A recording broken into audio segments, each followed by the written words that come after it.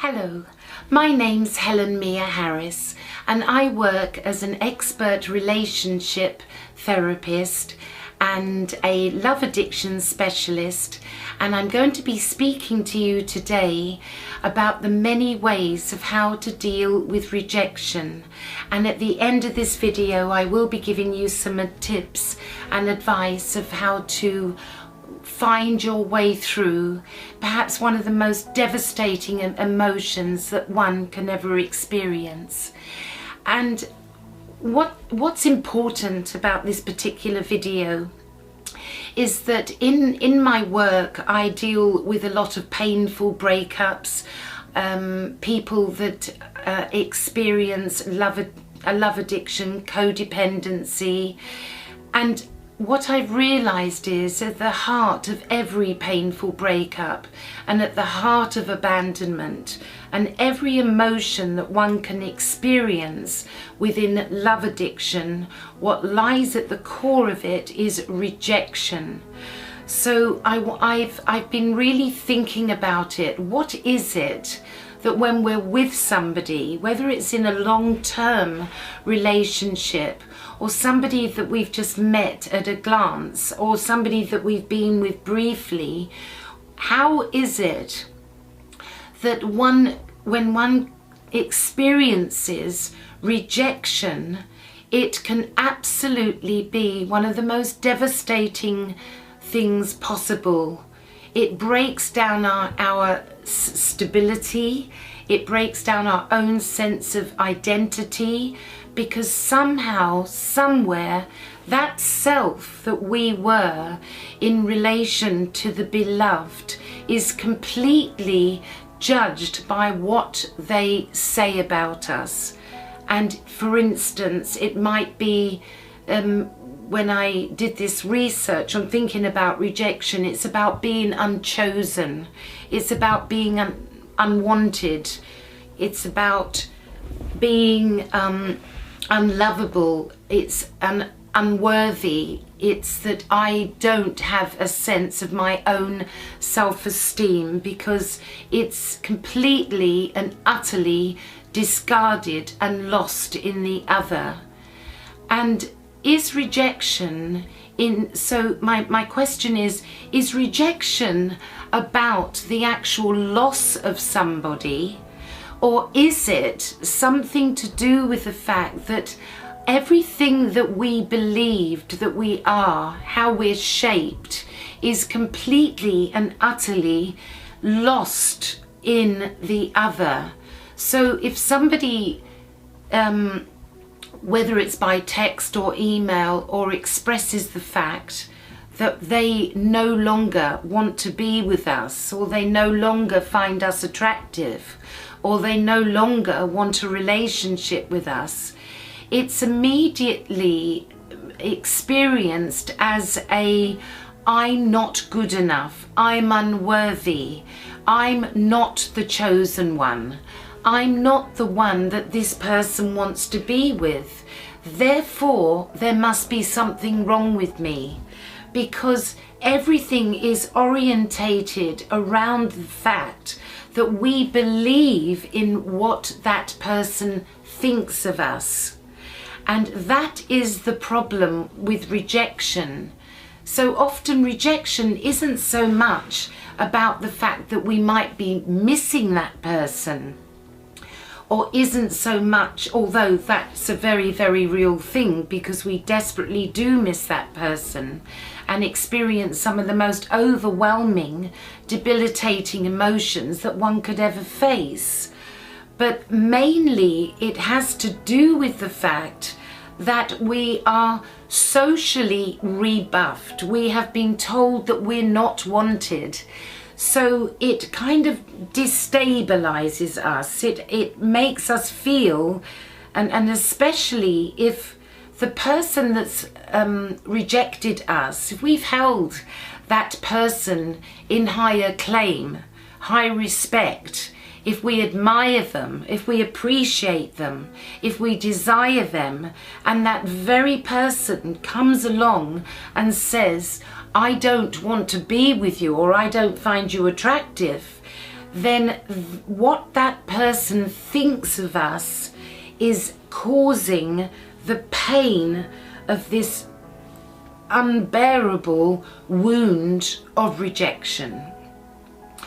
I'm not sure if you're getting this, but it's really important for me to reinforce this sense that rejection, partly, maybe 80%, has a lot to do with the fact that that person and what that person thinks about us rejects something at the very core of our sense of self. Somehow we've internalized what they think of us. And it's really interesting because there's an Italian philosopher and novelist called Umberto Eco, I should say the late Umberto Eco, and he explains that we are shaped by how other people see us, our family, our friends, our lovers, and it's this sense of how we are shaped is who we believe that we are. And because we're all interrelational, we're all pair bonding human beings, so that if somebody rejects us in a relationship and we felt a deep soulmate and deep connection with that person, it's as if they're rejecting the very core of who we are, which then, I don't want to talk about it so much in this video, but John Bowlby talks about that emotional responsiveness, that we become emotionally attached to that person. And I suppose when that person fails to validate us, fails to mirror us, fails to reciprocate that mutual love, it is absolutely one of the most debilitating things that anyone can ever experience. Now, the most important thing that I want to speak about now is how do we get over that initial shock of rejection. And I mean, this is a difficult one because it is so likened to the grief experience, and because it has everything to do with love withdrawal, anxious attachment, it is actually felt as a real loss. And so it's much more likened to grief and mourning, other than just rejection. So one of the ways that, one tip that I can suggest that might be a good place to start, and I'm doing this for a reason, is I want you to get a notepad, and so get a pen and a notepad, or you can do it on your computer, and I want you to write, and I'll explain why I'm going to do this in a moment. I want you to write 7 things about that person that were pleasurable. Not so much things that you miss, but 7 things about being with that person that gave you pleasure, that gave you a sense of warmth, that gave your life a sense of purpose, so that gave your life joy. So we're talking about pleasurable feelings at the moment. So that's 7 things, so that it can be the most present, or you can, if you've been in a long-term relationship, you can go a little bit further back into the past.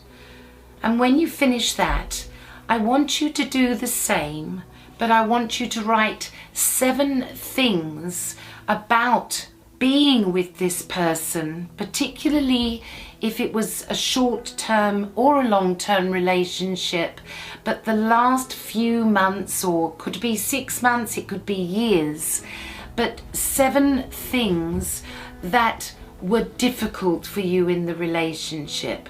How did that relationship make you feel about yourself? How did that relationship make you make you feel as if you did belong with this person? In other words, did you feel within the relationship that you were unusually insecure? Did you feel in this relationship that you were unusually more needy? Did you feel in this relationship discarded? Were they there but not there? Were they present with you? Do you believe that the relationship was mutual, or did you feel that you wanted more from the relationship than the relationship could give to you? So I don't want to give you these cues, but think of many. You don't have to stop at 7.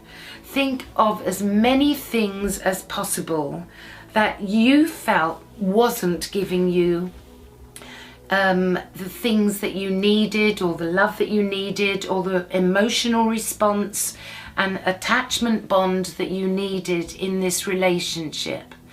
Why am I asking you to do the pleasurable one first, and now things that weren't so good about the relationship? The reason I'm doing this is that many people, when they're experiencing loss, heartbreak, rejection, abandonment, they tend to, and this is a very important point, they tend to, and please don't think I'm putting this, putting this down in any way, but they tend to sentimentalize the relationship. They tend to see the relationship and choose things through a positive lens, as if that's the very thing that they're actually missing. But this writing exercise, the second one I'm talking about, will help you to actually see ink onto the page or through the PC. What was it that wasn't good for me in this relationship? This is what is real. Was I needy in this relationship? Was I insecure? Was I possessive? Was I jealous?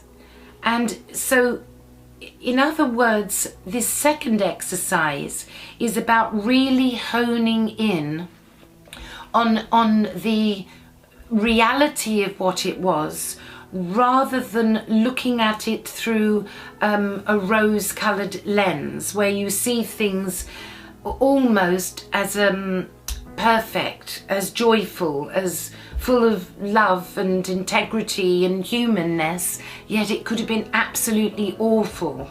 I don't mean that, I'm not just saying awful about the other person, but it could have felt awfully painful. Okay, one of the other things now I want you to do, and this is the third, one of the third pieces of advice that will really help you to deal with this rejection that you might be feeling after a painful breakup, heartbreak, or a grief-like experience, is the unsent letter. Now, one of the most powerful things about the unsent letter is that it allows you, and when I say unsent, you don't send it. You either save it into your inbox or write it in your journal or diary. And what this allows you to do is to have a voice of your own. I say this because rejection annihilates and shatters our sense of self, because once again, I'm reinforcing this, we believe if that person doesn't want to be with us, that there's something wrong with us. We're not good enough. We're not attractive enough. We're you know, that person hasn't chosen us. So when the sense of self is completely annihilated, which is about your own authenticity, we need to reclaim our own voice and get those words into an unsent letter. All the things that you ever might have wanted to say. Things that broke you, things that made you happy, things that made you feel this loss, things that made these the conflicts perhaps between you, or the indifference or the rejection, extremely hard to bear. So just keep writing and writing and writing, and then at the end of that unsent letter, and this is the fourth tip I want to give you, is I want you to take some of the sentences out of that unsent letter, and I want you to turn them into positive affirmations, goals and interests that you could participate in. Things that even if you're hiding under the duvet right now, and I don't mean hiding, but that you are so heartbroken, that just things that you say to yourself, okay, I can't do this today. I might not be able to do it tomorrow, but you ponder into the future. You could say, one day next week, I'm going to, and you start researching whatever your interest is in. It could be, I don't know, it could be a course of some kind, something that inspires you. It could be dance, it could be music, it could be singing, creative writing, something about your creativity that will express who you are. So you keep writing at least, again, as many positive affirmations, i.e. if you feel that you're not good enough, if you feel that you're unworthy of love, because that's what the rejection has triggered in you, because you've internalized what they think about you, you then self-affirm that to yourself and give yourself positive, self-affirming affirmations, and you put them somewhere around the house, on your fridge, somewhere near your bedside table, and you affirm these positive affirmations at least 3 times a day. And then a further one would be to find out as much. I can't go into it all in this video, but try to research some meditations on mindfulness and relaxation. Breathe in and take some deep breaths, and exhale, and just feel that generosity of love, so that the love that's so passionately in you isn't obstructed by what's happened with this rejection.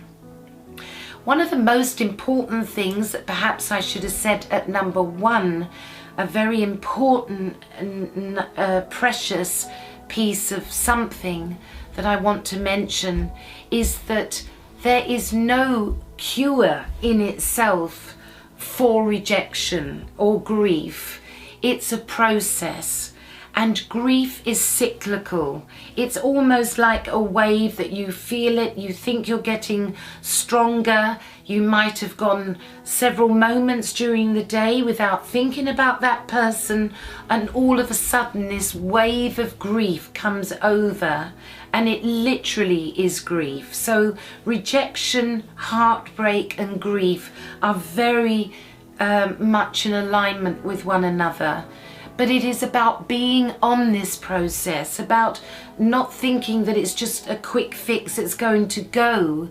But if you do some of these things, and I want to suggest something really important at the end of this video, if you do some of these exercises, it will be about you working through some of these, the most painful, dark night of the soul that you can ever go through, because I truly believe that rejection can leave an indelible wound, and unless we face it and move through it and go through it and take care of ourselves and not listen to the voice that comes into us, that is transferred from this person that's rejected you into your own sense of self. One other exercise that I'd like you to do is that when we have been rejected, we often spend days and days and days thinking about that person. This is why every one of these exercises are about the fact that we are in a constant loop of thinking, all day about that person. A lot of it is this my fault? Have I deserved this? Have I done it? And the shame that goes with feeling rejected can be absolutely overwhelming. So there's something about making certain times of the day, say 3 times a day for 15 minutes, and you say to yourself in that 15 minutes, if you are thinking too much about this person, and that every, say 3 times a day for 15 minutes, you say, I am going to put aside 15 minutes a day, and I'm going to ponder on it, but only for 15 minutes. And you write down all the things in your journal that you're thinking, go back to your affirmations. And one of the most important affirmations is that I am valuable, I am good enough, and I can live without, and I can survive this rejection.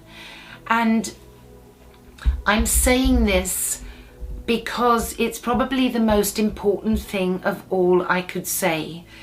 Right now, this rejection feels that it could last forever and ever and ever, but it won't.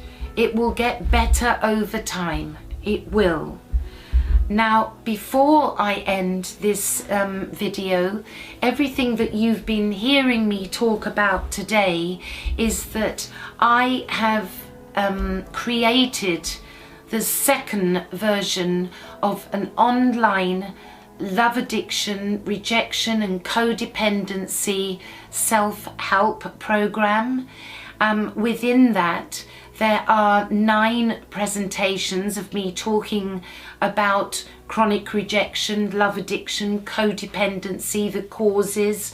I can't go into all of this now, but the other, the most important one also that you will get with the 7-hour online self-help program is that I've written a 340-page book on, and it's called A Personal Journey Through Love Addiction and Rejection, and it is my personal journey. And in this book, and I'm taking you through every step, and this is all part of the program, and in the book there is 25 exercises and strategies and meditations and guided journeys to help you through the most debilitating pain that I believe is felt in rejection. And just to finish, because I talk a lot about love addiction, what sits under the umbrella of love addiction is rejection, codependency, anxious attachment, powerlessness, neediness, and I discuss all of this and more, and many bonus ebooks, personal case studies in my online self-help recovery program. Anyway, if you want to know more about that, please go to www.freefromloveaddiction.com and you can just find out as much as possible. And there's also lots of quizzes on codependency and love addiction, and I'm sure it's really going to help you. So I do hope this video has made some sense to you today, and the philosophy behind all of my work. And I couldn't, I say this with complete unadulterated passionateness, is that self-knowledge equals self-empowerment. And the more we understand everything that we need to understand and go through our own sense of self-development, personal growth and personal development, and all the creative writing exercises that I have in the program or even in my ebook. So if you don't want to get the program, you can, there's lots and lots of different tips that you can learn for absolutely nothing. all right? Anyway, I take good care and try not to hide under that duvet too long. Eat some good food and nourish yourself, all right? And just remember what I'm saying, that knowledge and self-knowledge gives you the most profound sense of self-empowerment. That I know this myself. If I hadn't have done it, I don't think I would have survived. All right? Anyway, take care, and I've enjoyed speaking to you. Bye-bye.